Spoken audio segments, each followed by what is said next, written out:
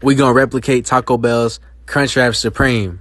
All right, so all these spices that I'm showing you right now, you got to have them all on deck in your kitchen at all times. These are essential. And we're going to use these to make our own taco, Mexican seasoning, whatever you want to call it. Into a separate container, we're going to put a tablespoon of cumin, chili powder, garlic powder, onion powder, salt, half a tablespoon of paprika, cayenne, oregano, black pepper, and chili flakes. Or you can put less chili flakes. Mix it up and smell it. It smells way better than any of that store-bought shit that you can get.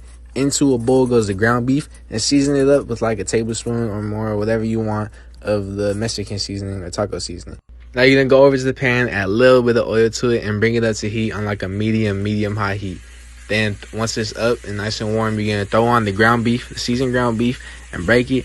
And you're just going to keep breaking it until it looks like this, nice and all broken up. You don't want no chunks in there. Maybe little chunks. If you want like that, I guess you can do that fuck you want. And then you're going to want to cook it until it's no pink and a little bit longer so it fries in its own fat. You feel me? And then add a little bit of flour is what I did so you could turn that sauce into like a thicker sauce so it can stick to it. You know, I guess. You don't have to. And then just keep all that oil onto the pan. We're going to use that later. Now we're going to get the vegetables, the most important part of this. You're going to get sliced iceberg lettuce and then diced tomatoes, and you can get the fattest tortilla you could find, flour tortilla, and make a circle of ground beef, place down the tostada shell, put the sour cream onto there, and then the iceberg lettuce, diced tomatoes, and then the cheese goes on there.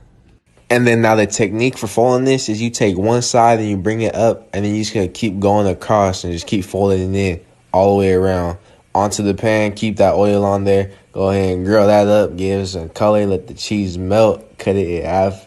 Look at that cross section. And that's a Crunchwrap Supreme.